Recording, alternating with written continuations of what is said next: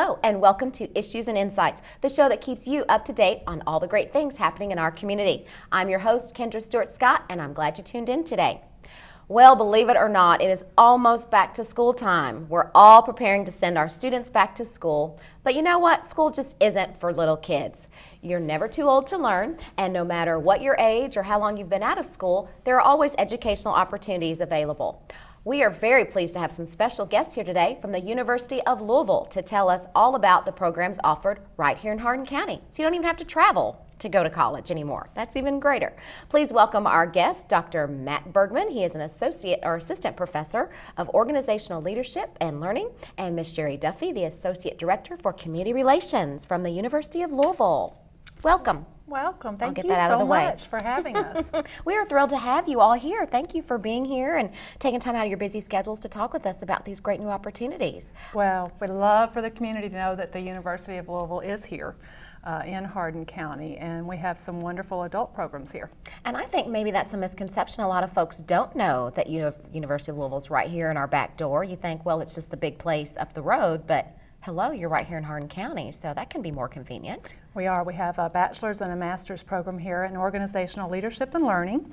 So the bachelor's program is strictly for adults, so 25 and older, 5 years work experience. It's a degree completion program. And then a master's program, which is new here to Hardin County, is offered also at our Fort Knox office. And the master's program is human resources and org development. That's a mouthful, isn't it? So it's basically a convergence of human resource development, org development, and workplace learning and performance. Wow, and that's great because obviously every organization needs good human resources folks and organizational leaders, but we have the Human Resources Center of Excellence, the largest office building in the state of Kentucky, Yes. So they need qualified people to work there. They do, but what we want to try to make sure of is that we also have community people in our classes with HR Command folks as well, because it builds a great community of learning when you can have corporate America, so corporate America from right here in Hardin County and also from the Louisville area come to Fort Knox to take classes with our current military and our retired military. Makes a beautiful learning environment. You're not kidding. That's I love it. Great. Well, let's talk a little bit about adult learners, and Matt, you've done some extensive research on that. Tell us what you've discovered. Are there trends? Are you seeing more adult learners enroll? What types of things can you share with us? Well, it's shocking that there are so many folks with some college, no degree. And our program is specifically focused on those folks with some college but no degree. So at some point, those folks decided they wanted a college degree, but for some reason or other, whether it was family commitments or job change or deployment or having a baby or other types of a myriad of issues, they did not finish. So we offer this program specifically for those folks to try and get them back in and create a streamlined and fast path to graduation. And it's interesting, so lots of folks go from high school to college, but then we don't think about this huge population of people that are adult learners that are considering or plugged back into higher education. And I did a study on the factors that impact those folks. Specifically, I looked at some of the things like what impacts them when they get in, but actually I looked at some of the things like why do they come back? And I was actually shocked to find out that the number one reason was personal fulfillment. Really? And the second reason was workplace advancement. And it's interesting because when we think about how we recruit these folks, we always focus in on, well, advance yourself in a workplace, make more money, make a better life for yourself. But what I came to find out is people come back for personal fulfillment. But the third ranking reason actually is inspiration of family and your children. Oh. And I really connected with that simply because of the value that you provide for your family and showing yourself as an inspiration, as a role model for your family. And it really connects at an emotional level, and it gets these folks back into the classroom with a real high level of commitment. And that's really why I think I like my job so much, because I get people that are so committed to the learning and so driven by finishing that we have a really nice captive audience. So those folks that want to finish something they started long ago. This is a wonderful program for them, and it's a place that they can connect with people just like themselves. And we have people from all realms. You know, we have folks from nonprofit, from the business sector, from the government, from the military, and even from the educational sector. And it really makes for a nice classroom. And I always call our program and programs like ours a solidarity movement. Oh, I love Because that. we can always get in there and we can do this together. We can support one another to reach these levels of higher educational attainment and reach levels of personal fulfillment we haven't realized in the past, reach levels of workplace advancement, and also be that inspiration for our family.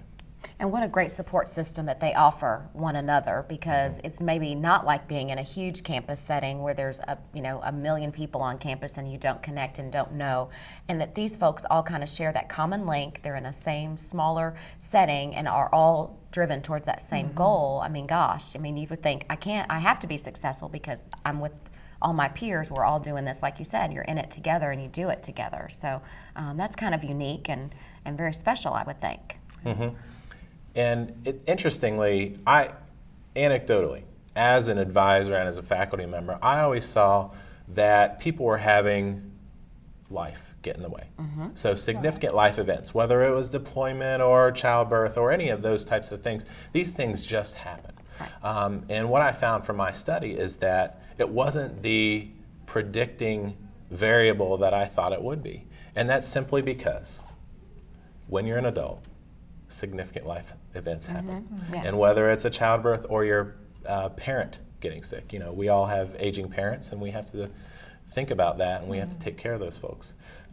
Or your child getting sick or some other type of situation. These things are just going to happen. So when sometimes we talk to folks, they say, well, when's the best time to go back as an adult? And I say, well, never. So in other words, today. So you just have to make the decision and know that you're in a supportive group of individuals that's going to lift you up and help you out when challenges arise. And also, our faculty are really committed to this adult learning theory, this adult learning principle of switching the lecturer to a facilitator. Because we tap into the knowledge that these people bring to the classroom. The experience that they have within their workplace life, as well as their community, religious, everywhere, it connects to the theory, and it makes teaching these folks so much easier, because when we talk about theory, they have something to reach back and connect to, and it takes the learning outcomes to a much deeper level, which we really appreciate. That's a really good point, because they're not just fresh faces right out of high school. These people have lived and learned, and some are coming from the workplace and different settings, so they really do bring a wealth of experiences. So I know that only plays into their success. So talk a little bit about that. You've kind of touched on a little bit. What type of experience or education do folks need to have to be eligible for these programs?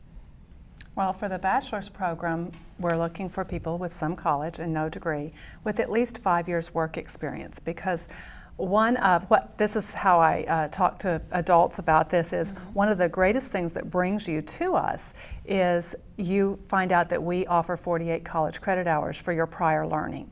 So if you're working in a bank, or you're working at LG&E, or you have been with Nolan or ECC for 10, 15 years, you have a wealth of experience that translates into learning that we award credit for, and up to 48 college credit hours. So that's what brings you. That's the hook for adults to come in. But what's beautiful about it is when they walk across that stage and they receive their diploma, what they're going to remember the most is the richness of the content of the program. So our classes are built around, we call them hallmark assessment tasks. So these adults that come into us in our bachelor's, they create real world products or projects versus taking standardized tests that regurgitates information. We want to know, can this adult take this knowledge, this theory, and build upon it inside their current work environment or in their church, in their community. We also do that in our master's program because we feel like that's a really good predictor of how much knowledge they've actually gained in the classroom is to create a real world project. Because Kendra, you and I know life gets messy. Yes. So we can practice these projects all we want, but until we actually get out in the workforce and we create an organizational analysis and it gets messy and then we figure out ways to help clean that up, that's true learning. I love it. I do too. That is great. Yeah. And it doesn't take forever to obtain these degrees. That's another misconception folks have. Right. I go back to school, it'll take years for me to get my degree, and that's so not the case. How quickly can someone For the obtain their bachelor's? degree? So for the bachelor's, and I'll let you talk about the master's, but for the bachelor's, it's very interesting. So people with some college no degree, we want to use every single thing they've done in the past. Okay. So I've seen credits from as early as the 50s. No way. Yes. Oh my goodness. So our oldest student right now is 71 years old at the bachelor's level. So very interesting to see the gamut of 25 to 71 years old in all ranges of career fields. So it's just a wonderful setting, and it's just a really rich learning environment. But the fact that that person that has credits from 50s, 60s, 70s, 80s, 90s, wherever, we are going to honor that for college credit towards the degree. So we want to make sure that we utilize everything. And we always say our program is 3 pieces. The general education piece, so that core, all of those things that hopefully you've done a lot of that stuff. The major, which is 35 credit hours, and then back to what Sherry mentioned was the 48 hours of prior education or prior learning assessment. And that specifically is done through a portfolio process in our very initial course called Prior Learning Assessment or Program Orientation. And we go through a guided process to help people acknowledge and compile workplace knowledge that translates to equivalent college credit for up to 48 hours. Now, here's the kicker. That's free. Oh my gosh. Okay. Every single one of those credit hours you get from a portfolio experience. You have to pay for the class, but every single credit hour you get from that portfolio, up to 48 credit hours, 16 college classes, free, gone. And that is simply something within adult learning theory where we say we will acknowledge equivalent college level, credit-worthy experience and knowledge that you've developed within the workforce for actual college credit. And think about taking 16 classes and swiping them off. That creates a really fast path to a degree. That's really taking down a barrier. Yeah, so potentially a person that was working full-time and taking a couple classes could finish in a year and a half or 2. Then that's remarkable. And that's a bachelor's degree. That flies by. Wow, that's great. And I'll talk a little bit about the master's. So the master's is the same way. We're looking at a couple of years to finish if you're going part-time. Most of our master's students are working full-time. Sure. So all of our classes at the Fort Knox Extended Campus are in the evenings.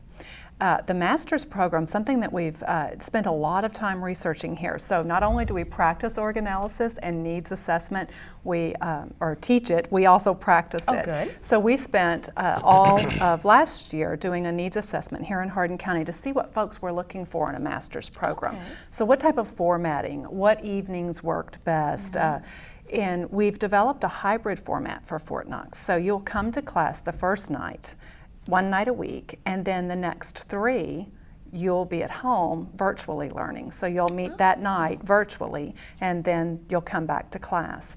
And that was based upon this needs analysis for the community. We have, it'll take about 2 years to do that, 1 night a week, or 2 nights a week if you take 2 classes. We like for people to start with 1 or 2, and in fact we have cut it off to 2. We want to make sure that not only are you able to make it through the course, we want to make sure that this is a rich experience that's going to stay with you for life, the skills that you pick up. So we want you spending time reflecting upon that learning. Okay, so they're really entrenched and really able to focus. Yes. And not juggling and Right. spinning a lot of plates. Correct. Right. So 2 classes in the evenings. I did that. That's how I finished my master's, and it worked out really well. It sounds like it's just enough. Talk a little bit about the facilities and what folks will experience on Fort Knox. Well, I have to say first and foremost is Fort Knox is not paying Kendra and I to say it's No. easy to get on post, because her and I both, everywhere we go in the community, we're saying it's so easy to get on post. Easy. So you show a driver's license and then you go in. So someone like me who is from a retired, my dad's retired military, when I go to a post, it's like going home. Right. So when I pull up to that gate and I get out my driver's license, it's like, oh, I'm home. But if you're not from military family, sometimes people are a little intimidated, but it's very comfortable place to be. Yes. The classrooms that Fort Knox has set up for not only us, but there's multiple schools. So please, if you're not a big U of L fan, go Cards.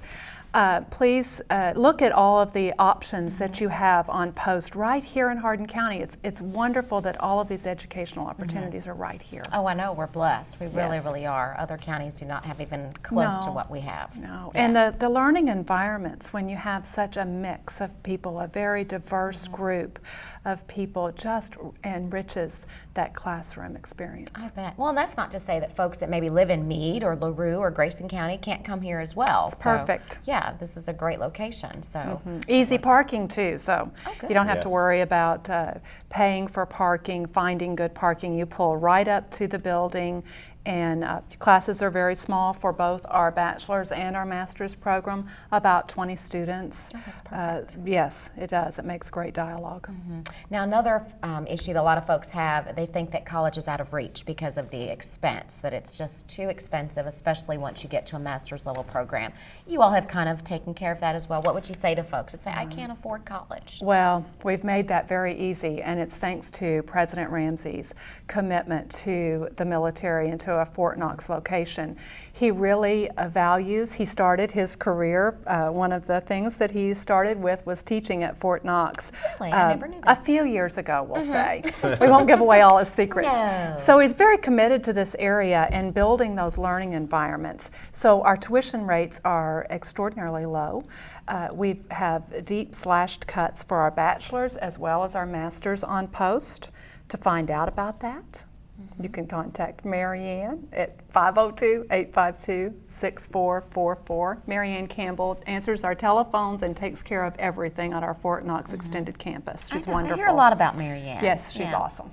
Yes, Wonder Woman, as they call her. Yes. So again, so it's not expensive, it's not inconvenient. So you've really just made it almost too easy for folks to get enrolled and get started. And when can they start? Are classes, they typically begin the fall, the winter semester? Classes start the end of August, and we're leaving enrollment open right now for our master's and our bachelor's at Fort Knox for the seated classes.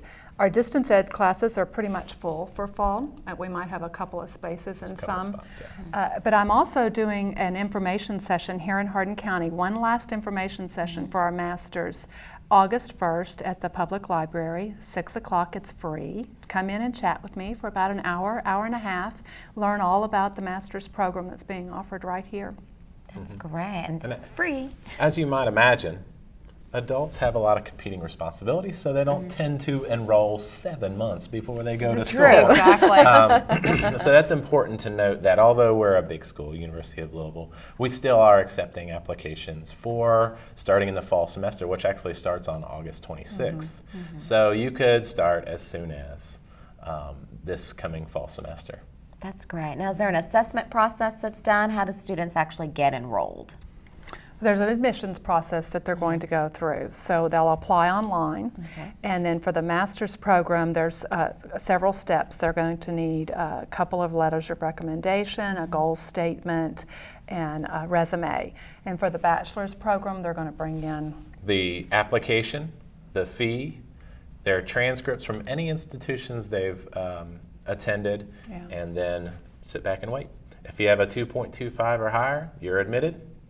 If you have a 2.0 or higher, you could possibly come in conditional status. And then for those folks that may have had a little fun their first time around, you can actually go through a process of petitioning for admission. And if you can write a compelling letter as well as supply some information about the resources that you've kind of put in place to be successful this time around, there's potential to kind of mitigate what had happened in the past and demonstrate through your workplace experience, competency, and knowledge that you could come right back in and be successful in our programs.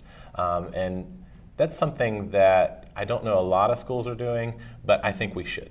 And that's simply because at some point, when you transition from high school to college and you weren't quite ready for college, that happens more times than you might imagine. 38 million people in the United States have some college and no degree. Really? 38 million. Wow. And in this state alone, over 500,000 people have some college and no degree. So, for you out there in the audience, if you are one of those folks, the hope is not lost, and there is a place and a way to get back in. And whether that's the University of Louisville or some other institution, there are so many more adult-friendly programs. So people and institutions are committed to finding ways and paths for these individuals to come back in and find a really efficient path to graduation. And I think University of Louisville has done an excellent job of that. And there are other state institutions as well as private institutions that are doing a really great job of accommodating and welcoming back people that are advanced in years. That have matured. Yes, That's right. I like That's that right. word. They've matured just a little bit. So, and just Can I talk t- about, go ahead. Could I tell you about our GRE? Tell me about your GRE. Because we're very excited about this. Okay. Because it fits in with this is for our master's program, of course, and it fits right into what Matt was just talking about with adult learners. So if you have been out in the work world for 10 years, the idea of going back and taking a GRE is very daunting sometimes. And you're going, oh my gosh, a standardized test. So what we have done is we have waived that for folks who have a 3.0 or higher for our master's program. Because we want to recognize that they have been in the workforce. They don't need a standardized test to show their commitment to higher education. So we really focus on that goal statement on their resume versus a GRE score. So 3.0 or higher in your undergrad, and the GRE is waived. Isn't that weird? I've never known anyone to do that. That's They did not do incredible. that for me. I had to take the nasty old GRE. Oh, yeah. Oh, another barrier removed. I mean, Yes. you might as well just go door to door and pick people up and drive them to campus. You're making this just so simple. Well, so. we want to bring the education to folks and make it as accessible as we can, because that's how we're going to grow our economy. If we want Kentucky to raise its standards on the economy, we have to get these folks educated, not only in our bachelor's program, but also in our master's, and then for a few on into their PhD, because we want to get the state where it needs to be. You're right, yeah, to compete and not only and to draw in industry and build economic Yes. development, we need more Matts, is basically what We you're saying. do need more a Dr. whole lot Matts. more Dr. Matts. I think he's blushing a little bit. A little bit. A little bit. And let's talk about your incredible faculty. Now, it's not just Dr. Matt. You have other and talented staff there. Talk about the faculty that you've assembled for the Hardin County campus. Well, for our bachelor's program, we have quite a few of our full-time faculty that come down and teach. We're very committed to keeping that bachelor's program at a very high standard. So all of the courses are developed by our full-time faculty, this gentleman right here as well. And then for our master's program, pretty much everyone that comes to Fort Knox is going to be on our full-time faculty and our graduate faculty. And what people, I think, would be interested in is this is our top research faculty. So people like Dr. Bergman, who are out there in the research world, and they're being published, not in Ladies' Home Journal, but in yeah, I do too, in educational journals. So they're learning from other scholars around the world, as well as they are helping other scholars around the world. They bring that research into the classroom every day. So what's phenomenal for Hardin County is that our research faculty are coming to Fort Knox. And that played into the hybrid format as well, because we could have run this off of a lot of adjunct faculty if we chose. And we did not want to do that, and that's not what we were hearing in the community. We're hearing, we want the level of expertise from this research faculty. So they're coming to Hardin County. And I love Hardin County, so I'm so thrilled for them to have community people in there. Because I talk about Elizabethtown all the time at work, and now they're getting to see it. Yes, and I think that maybe that's part of it. I think you had a lot to do with getting University of Louisville in Hardin County, because Sherry is one of our biggest cheerleaders, and you were like, duh, why are you not in Hardin County? 'Cause We have are. great people, great school, We do. Yes. The Fort Bring them Knox together. campus has been here a really long time. I just think it's a best kept secret. It really is. And I have a big voice. I won't say mouth, I'll say voice. a And large I want to circle make of sure people. that everyone knows we're here. And then bringing the master's program here this fall is just phenomenal. I cannot wait to get that started. Yes, I am very excited about that. Yeah, and I assume that folks can go online and perhaps get more information because that's kind of how we all do our, stuff these days. So is there a website, information where we can go to get more stuff? Absolutely. UofL/me/OLL.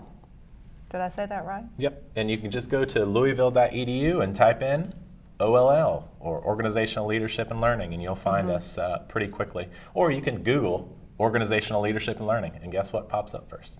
I know that's normally what people are going We to are do so, anyways. yeah, They're going to Google we're it. so excited about that. We have Google Juice, right? Yeah. Yeah.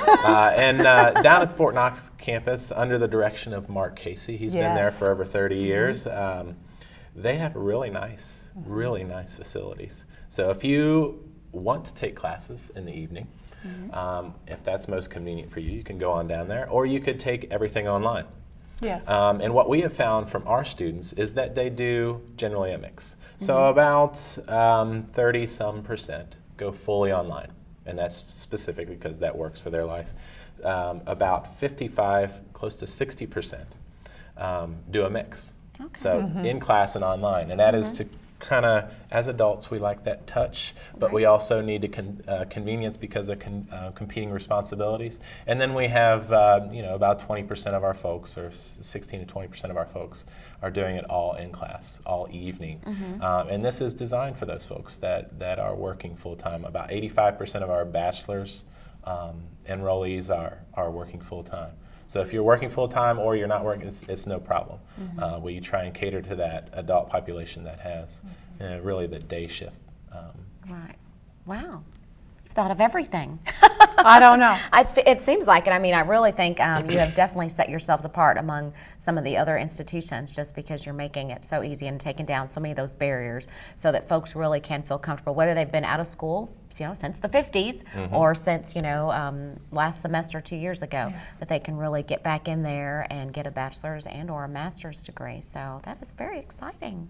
Yeah, it is. Gosh, go It Cards. is. And the fact that, we use full-time faculty to teach these classes, I think is a point we shouldn't just gloss over, simply because we have kind of dedicated our lives to this population. We care so much about these individuals. And it's a mutually beneficial thing because, like we talked about before, the fact that adults are committed is the type of people you would want in your classroom. So it takes this learning to a much deeper level. It creates this learning community that is just so fruitful and vivacious. It's just wonderful.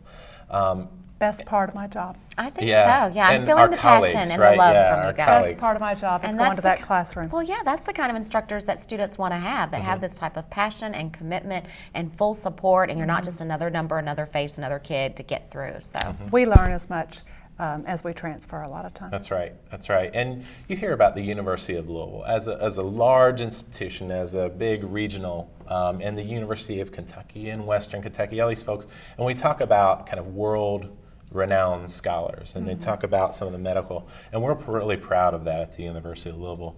But specifically in our program, oh my goodness. The people I get to work with and get to learn from are just absolutely phenomenal. We have people that publish in highly scholarly journals, but we also publish right here in local journals, from Business First to other local media outlets. We are getting some of the word out to those folks that somehow have been disconnected from education, and trying to get them back in and engage them in a way with practical type of knowledge as well as scholarly type knowledge. Because when you can understand things from a real world perspective, and then we talk about real heady and highfalutin superstar knowledge in the scholarly world, it disarms you a little bit, and now you understand some of that high level, high order thinking, and it makes it real world. all right. Well, we cannot thank you enough for being here. I think folks have a great opportunity, so I really hope that you'll take advantage of that. We appreciate Dr. Matt and Ms. Sherry for joining us today, and we wish you all a great school year as we get ready to ring the bell and start another semester. Thank you all for tuning in to this edition of Issues and Insights. I'm Kendra Stewart Scott. Hope you have a wonderful day, a happy summer, and we'll see you next time. Bye-bye.